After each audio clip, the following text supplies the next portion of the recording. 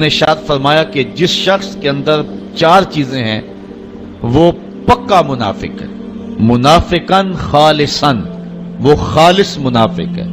یہاں تو یہ لفظ ہیں، ایک حدیث میں آتا ہے بین صلی وصامہ، اگرچہ وہ نماز بھی پڑھے اور روزے بھی رکھے، لیکن بخاری اور مسلم کی حدیث کے اندر یہ لفظ نہیں ہے۔ یہاں اتنے لفظ بیان فرمائے گئے ہیں، اربع من کن فیہ کان منافقا خالصا، جس شخص کے اندر یہ 4 چیزیں ہیں وہ خالص منافق ہے۔ ومن کانت فیہ خصلۃ منہن کانت فیہ خصلۃ من النفاق حتی یدعھا، اور جس کے اندر ان 4 خصلتوں میں سے کوئی ایک ہے تو اس میں منافقت کی ایک خصلت، ایک عادت پائی جاتی ہے، اس کو چاہیے کہ اس کو دور کر دے۔ جب تک وہ دور نہ کرے گا اتنی دیر تک جو ہے وہ خصلت اس کے اندر جو ہے وہ منافقت کا سبب رہے گی۔ پہلی چیز، اذا حدث کذب، جب بھی بولے تو جھوٹ بولے۔ آج میں اور آپ اپنے معاشرے کی ترتیب دیکھ لیں، جھوٹ ایک فن عظیم بن کے رہ گیا ہے، اور یہ علامت میرے اور آپ کے آقا و مولا نے جو ہے وہ بتائی ہے خالص منافق کی، کہ منافق جب بھی بولتا ہے جھوٹ بولتا ہے، مومن جھوٹ نہیں بولتا۔ حضور علیہ السلام سے پوچھا گیا کہ حضور مومن بزدل ہو سکتا ہے؟ فرمایا مومن بزدل نہیں ہوتا، بہادر ہوتا ہے، لیکن ہو سکتا ہے کبھی بزدلی بھی کر جائے۔ پھر عرض کی کہ حضور مومن بخیل ہوتا ہے؟ کہا نہیں، مومن سخی ہوتا ہے، لیکن ہو سکتا ہے کبھی اس سے بخل بھی ہو جائے۔ پھر عرض کی گئی کہ حضور مومن جھوٹا ہو سکتا ہے؟ فرمایا جھوٹا نہیں ہو سکتا، یہ طے ہے کہ مومن جھوٹا نہیں ہو سکتا، وہ ہوتا سچا ہی ہے۔ تو یہ مومن کی شان ہے، اور منافق جب بھی بولتا ہے جھوٹ بولتا ہے۔ وَإِذَا وَعَدَ أَخْلَفَ، اور دوسری منافق خالص کی علامت یہ ہے کہ جب وہ وعدہ کرتا ہے تو پھر پورا نہیں کرتا۔ آج کل تو جس سے وعدہ کریں لوگ کہتے ہیں اللہ کرے وہ ماری جائے، جس کو پیسے دینے ہو کہتے ہیں کہ وہ تو کسی ایکسیڈنٹ کسی حادثے میں فوت ہو جائے، مجھے دینے ہی نہ پڑے۔ آج کل تو حالات اس سے بھی آگے جا رہے ہیں۔ تو یہ منافقانہ روش ہے کہ وعدہ کیا جائے پھر اس کو پورا نہ کیا جائے۔ تیسری بات، وَإِذَا عَاهَدَ غَدَرَ، اور جب وہ کوئی عہد کرتا ہے تو پھر وہ پورا نہیں کرتا، عہد کی پاسبانی نہیں کرتا، غداری کر جاتا ہے۔ جو عہد کیے ہوئے ہوں ان کو ہر صورت میں قائم رکھنا پڑتا ہے۔ غزوہ بدر کے موقع پہ حضرت حسین رضی اللہ تعالی عنہ اور ان کے بیٹے یہ مکے سے ہجرت کر کے مدینے کی جانب آ رہے تھے۔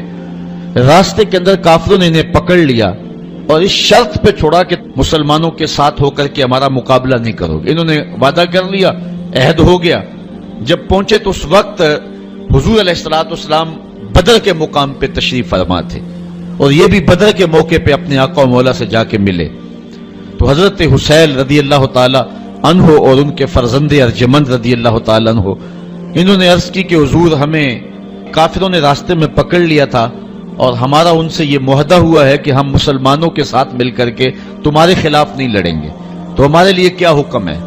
تو ایک ایک بندے کی بدر میں ضرورت تھی، اور کافر 950 تھے اور مسلمانوں کی تعداد جو ہے وہ 313 تھی، اور ان میں سے بھی کچھ لوگوں کو حضور نے واپس کسی کام کے لیے مدینہ المنورہ میں بھیجا تھا، حضرت عثمان تھے، حضرت ابو لبابہ یا دیگر صحابی۔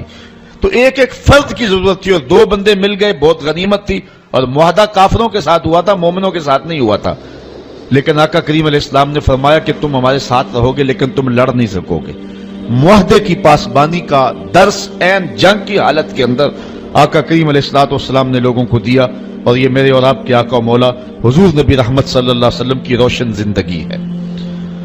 آقا کریم علیہ السلام نے کسی سے وعدہ کیا کہ میں تمہارے انتظار میں یہاں کھڑا ہوں، وہ جا کے بھول گیا، اور حضور علیہ السلام 3 دن تک اس کے انتظار کے لیے وہیں کھڑے رہے، صرف قضائے حاجت اور نماز کے لیے جاتے، پھر آ کے وہیں کھڑے ہو جاتے، اور 3 دن کے بعد جب وہ شخص اس کو اچانک یاد آیا تو وہ پلٹا تو دیکھا حضور کھڑے ہیں۔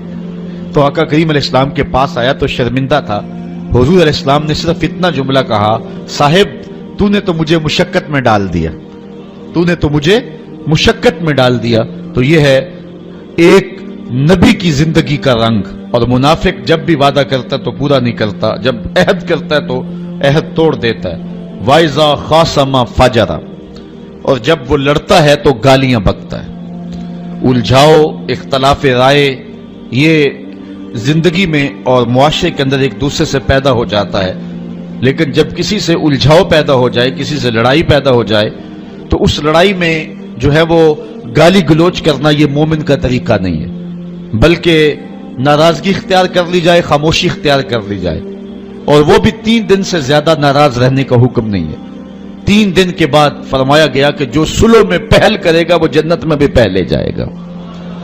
حضرت امام حسین رضی اللہ تعالیٰ عنہ کے بھائی ہیں حضرت محمد بن حنفیہ رضی اللہ تعالیٰ عنہ، ماں کی طرف سے فرق ہے، باپ کی طرف سے سکے ہیں، آپس میں کوئی الجھاؤ ہو گیا، شکر رنجی ہو گئی، 3 دن گزر گئے۔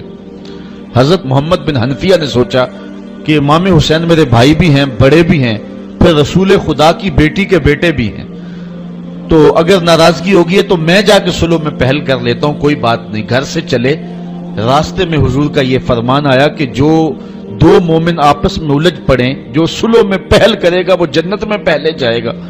یہ حدیث یاد آئی تو واپس پلٹ آئے اور گھر میں آ کے کاغذ کے ٹکڑے پہ ان کو خط لکھا اور قاصد کے ہاتھ بھیجا کہ میرے بھائی، میں تجھے منانے کے لیے گھر سے چلا تھا، راستے میں حضور کا یہ فرمان یاد آ گیا، میں تو گوارا نہیں کرتا کہ آپ سے پہلے جنت میں جاؤں، تو اس لیے آپ مجھ کو آ کے منا لیں، میں ناراض ہو کے بیٹھا ہوا ہوں۔